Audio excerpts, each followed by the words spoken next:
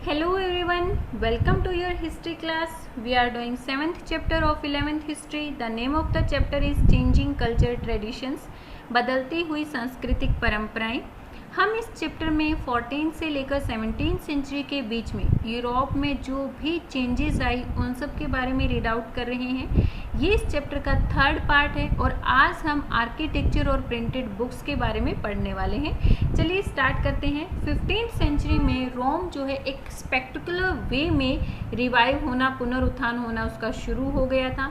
1417 तक पॉप्स बहुत ही एक स्ट्रॉन्गर पॉलिटिकल पार्टी बन गई थी, क्योंकि उससे पहले 1378 से पहले उनके बीच में आपस में डिस्प्यूट होते रहते थे और वो डिस्प्यूट्स जो है इलेक्शन की वजह से होते थे। लेकिन 1378 तक ये सारे डिस्प्यूट्स का जो है एंड हो चुका था, इसीलिए 1417 तक पॉप्स एक स्ट्रॉन्गर पॉलिटिकल पार्टी बन गई थी।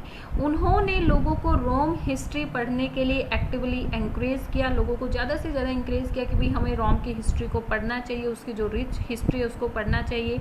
आर्कियोलॉजिस्ट के द्वारा रोम के जो रून्स थे उनको केयरफुली एग्जर्वेट किया गया। इस टाइम पर मीन्स 15th सेंचुरी में आर्कियोलॉजी एक नई स्किल बनी थी। This inspired a new style in architecture, और इस चीज़ ने आर्किटेक्चर के एक नए स्टाइल को इंस्पायर्ड किया, जिसको अब क्लासिकल के नाम से जाना जाता था। ये एक्चुअली जो पुरानी रोम आर्किटेक्चर था उसी का ही पुनरुत्थान था।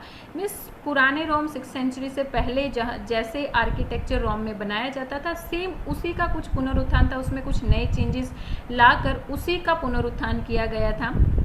अब पॉप्स, वेल्दी मर्चेंट्स और जो अरिस्टोक्रेट्स थे वो आर्किटेक्चर्स को और स्कल्प्टर्स को क्या करते थे, एम्प्लॉयड करते थे, काम पर लगाते थे अपने नए नए भवन बनाने के लिए।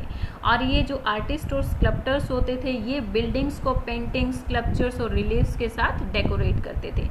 इस टाइम पर बहुत सारे लोग ऐसे भी हुए जो इंडिविजुअली बहुत सारी चीज़ों में स्किल्ड थे, जैसे कि हमने लियोनार्डो दा विंची के बारे में पढ़ा था कि उनका जो इंटरेस्ट था वो बॉटनी, एनाटॉमी, मैथमेटिक्स और आर्ट सभी में था। सो इस टाइम पर बहुत सारे ऐसे आर्टिस्ट हुए जो कि पेंटर्स, स्कल्प्टर्स और आर्किटेक्ट्स सारे एक ही पर्सन के अंदर ये सारी स्किल्स जो है पाई जाती थी।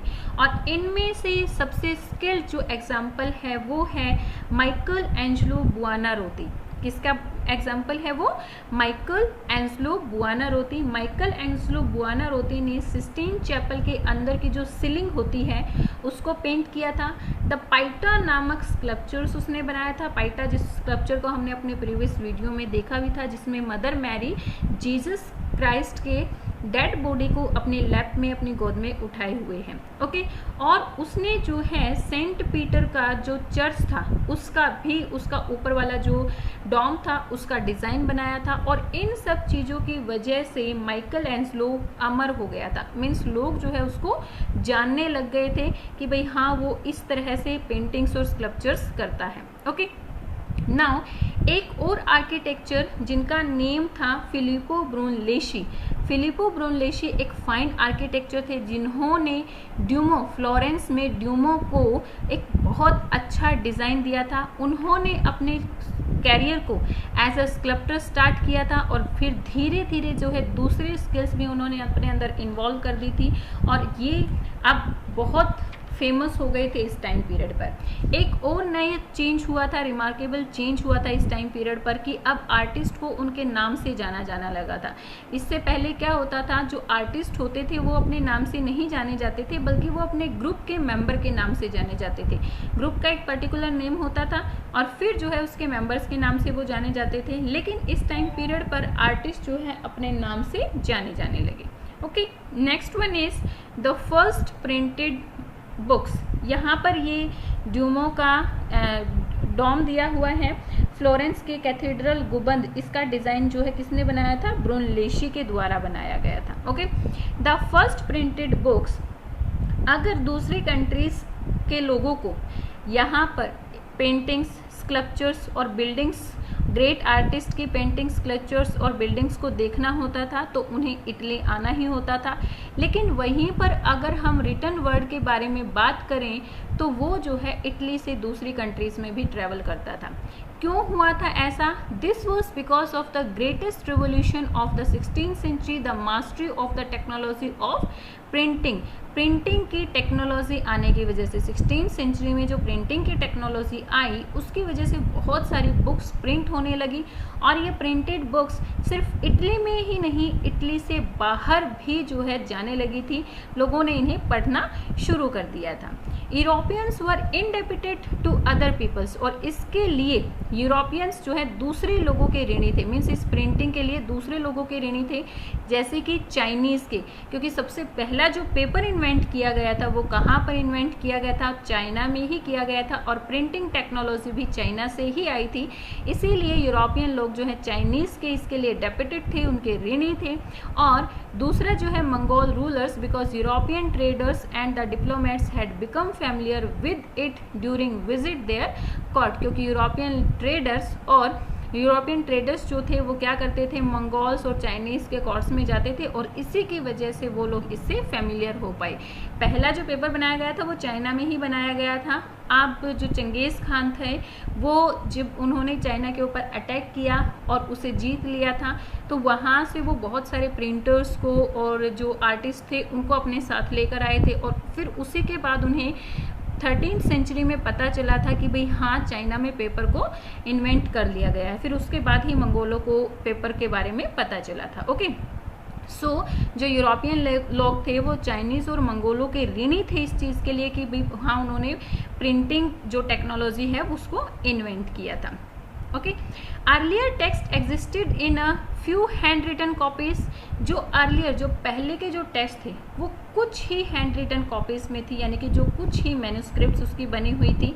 But in 1955 150 copies of the Bible were printed in the workshop of Johannes Gutenberg, the German who made the first printing press. जो जॉन ग्यूटनबर्ग की जो वर्कशॉप थी वहाँ पर 1455 में बाइबल की 150 कॉपीज़ को प्रिंट किया गया था, और उनमें उतना ही टाइम लगा था जितना कि एक हाथ से लिखने वाले लेखक को एक कॉपी लिखने में लगता है। मीन्स एक की जगह पर अब 150 कॉपीज़ को प्रिंट किया जाने लगा था सेम टाइम पर।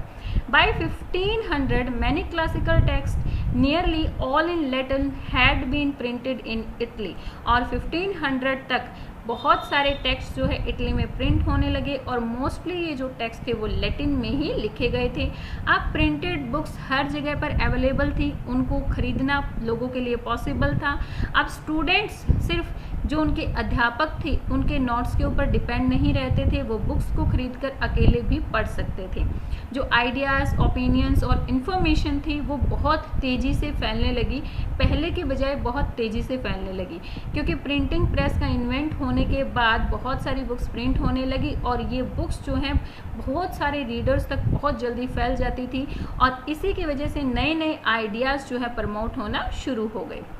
This was made it possible for individual to read books, और अब जो है लोग एकांत में बैठकर बुक्स को पढ़ सकते थे, वो कॉपी खरीदते थे और बुक्स को पढ़ते थे, जिसकी वजह से लोगों के अंदर रीडिंग की जो हैबिट थी वो डेवलप होना शुरू हो गई। क्योंकि पहले बहुत कम बुक्स होती थी तो लोगों तक नहीं पहुंच पाती थी, लेकिन अब जो है बुक्स ज़्यादा बनने लगी, और वो चीप भी होता था पहले के कंपैरेटिवली, क्योंकि मैन्युस्क्रिप्ट्स को लिखना बहुत ज़्यादा मुश्किल होता था, और लेकिन अब ये चीप होता था, सस्ता होता था, इसकी वजह से लोगों ने बुक्स को खरीदना शुरू कर दिया, और रीडिंग हैबिट यहाँ पर डेवलप होना शुरू हो गई थी। Okay, the chief reason that the humanist culture of Italy spread more rapidly across the Alps from the end of the 15th century. 15th century के एंड तक एल्प्स पर्वत जो था वहाँ तक भी इटली कल्चर पहुँच गया था, और ये किसकी वजह से हुआ था? ये जो प्रिंटेड बुक्स सर्कुलेट हुई थी इसी की वजह से ये